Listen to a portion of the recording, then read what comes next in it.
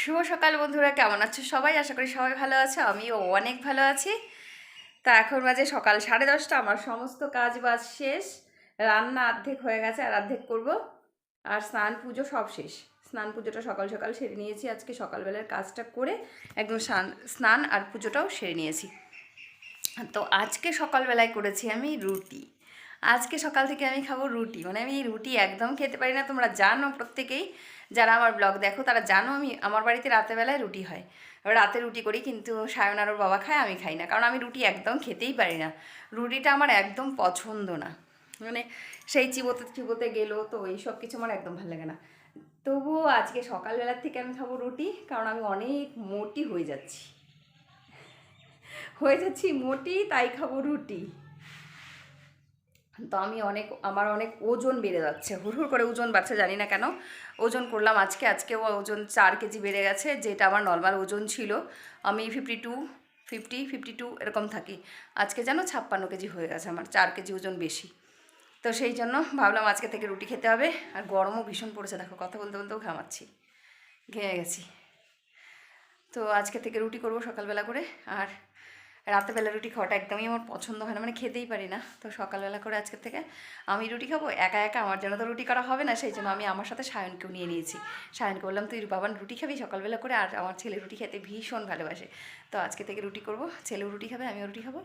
সেই জন্য ভাত হয়েছে, ডাল হয়েছে, এঁচোড়ের তরকারি। আর এখন যাব ঝটপট করে রুটিটা করতে। আর ডাল আর ভাতটা হয়ে গেছে কেন জানো?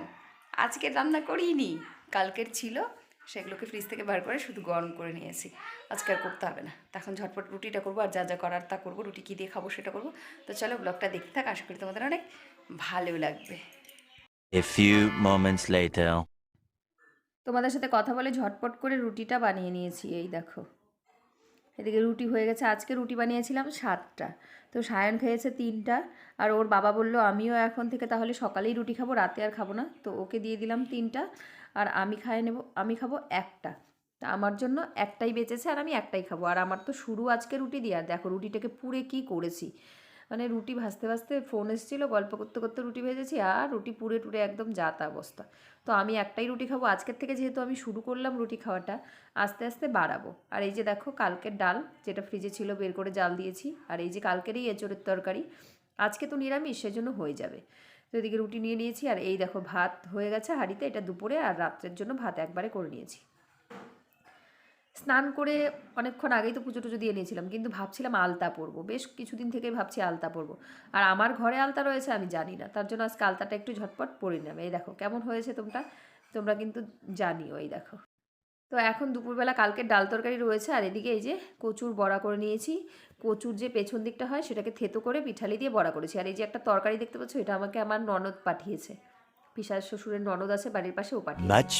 Much later. খাওয়া দাওয়া শেষ করে একটুখানি শুয়েছিলাম, তারপর উঠে এখন বিকেলবেলার কাজগুলো করতে হবে। তো সবার ফার্স্ট আমি জামা কাপড়গুলো তুলে নিচ্ছি, জামা কাপড়গুলো তুলবো, তারপর ঘর দর ঝাড় দেওয়া রয়েছে। তো প্রথমে চলো জামা কাপড়গুলো নিয়ে রাখি, তারপর দেবো ঘর ঝাড়ু। তো দেখো জামা কাপড়টা তুলে একবারে গুছিয়ে নিয়েছি জামা কাপড়।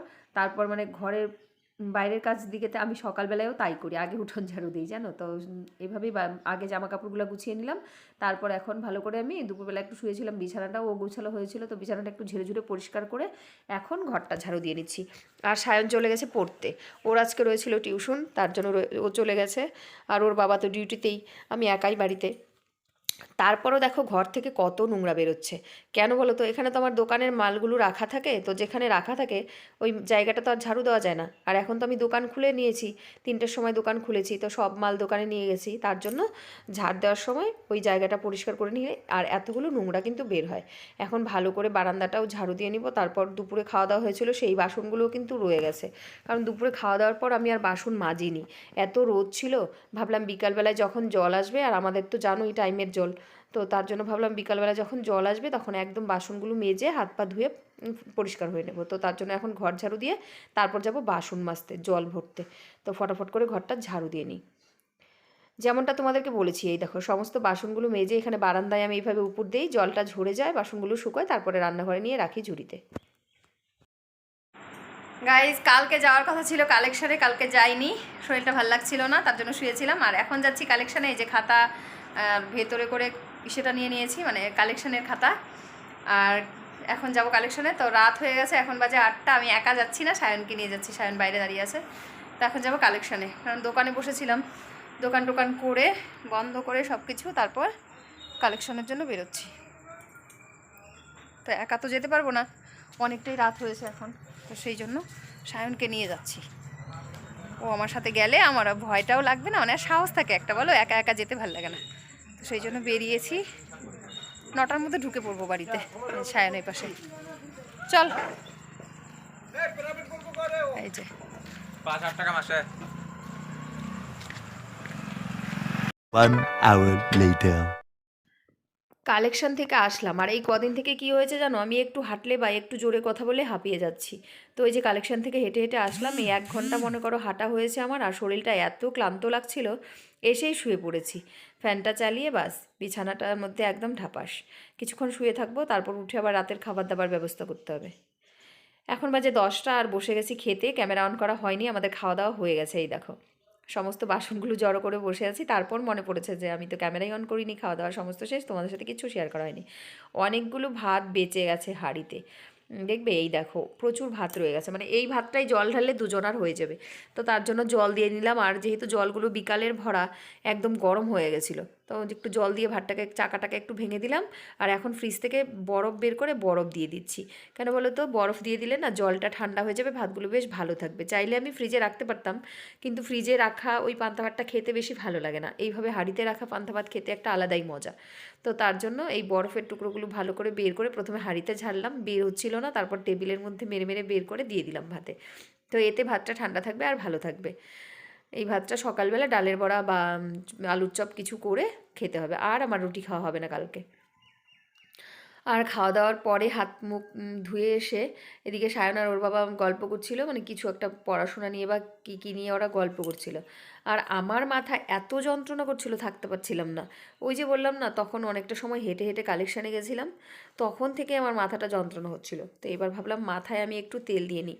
বাসন কোসনগুলো সব টেবিলে জড়ো করে রেখে হাত ধুয়ে উঠে পড়েছি মাথায় তেল ঠাসতে। প্রথমে সায়নকে বললাম তেলটা দিয়ে দিতে, তো তারপরেও আবার এই গরমের সময় তেল হাতে নিতে চায় না, কারণ চিটচিট একটা ভাব হয়ে যায় তেলের, সবাই ওটা পছন্দ করে না। তা আমি ভাবলাম আমি নিজেই মাথায় আগে তেলটা ঠেসে নিই। তারপরে একদম ভালো করে অনেকটা পরিমাণে তেল দিয়েছি মাথায়, পুরো মাথাটাকে তেল দিয়ে ভালো করে ম্যাসাজ করে নিচ্ছি। এতে কিন্তু মাথার যন্ত্রণাটা একটুখানি আরাম হয়ে যাবে। আর আমি জানি না কার কার মাথায় তেল দেওয়ার পর যন্ত্রণা কম হয়, আমার এটা অভ্যাস বলতে পারো আগের থেকেই। আমার মাথায় যখনই ব্যথা হবে, তখন আমি মাথায় যদি তেল দিয়ে দিই চপচপা করে, তাহলেই কিন্তু আমার মাথা যন্ত্রণা সেরে যায়। আর আমি নবরত্ন বা জেসমিন যা যা যে অন্য তেল দেয়, আমি অন্য কোনো তেলই দিতে পারিনি। আমি শুধুমাত্র নারকেল তেল, যেটা কোকোনাট অয়েল, সেটাই আমি মাথায় দিই।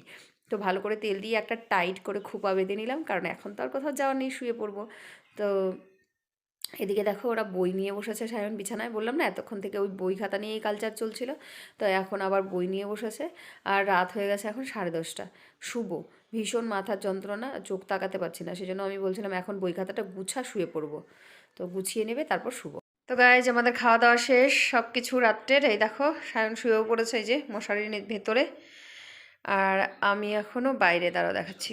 যে আমি মাথায় দিয়েছি প্রচুর তেল, আর এখন শুয়ে পড়বো। এই দেখো মাথাটা প্রচণ্ড যন্ত্রণা করছিল জানো কালেকশন থেকে আসার পর।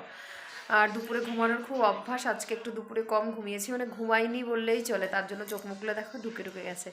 মানে ঘুমাবো না এখন থেকে, আর দুপুরে ঘুমাবো না, তার কারণ শুনি সবাই বলে যে দুপুরে ঘুমালে নাকি মানুষ বেশি মোটা হয়। তো আমি এমনিতেই ওজন বেড়ে যাচ্ছে, তো ভাবছি এখন থেকে আর দুপুরের ঘুমাবো না, দুপুরে না ঘুমিয়ে বসে গল্প করে মোবাইল ঘেঁটে এসব করেই কাটাবো। তো চলো এখন বাজে রাতে 10:30, এখন শুয়ে পড়বো। ঘুমও পাচ্ছে, দুপুরে ঘুমাইনি না, চোখগুলো বাস বসে বসে যাচ্ছে, ঘুম ভীষণ পাচ্ছে। এখন শুয়ে পড়বো। চলো সবাইকে শুভরাত্রি, দেখা হবে কালকে একটা নতুন ভিডিওর সাথে। টাটা।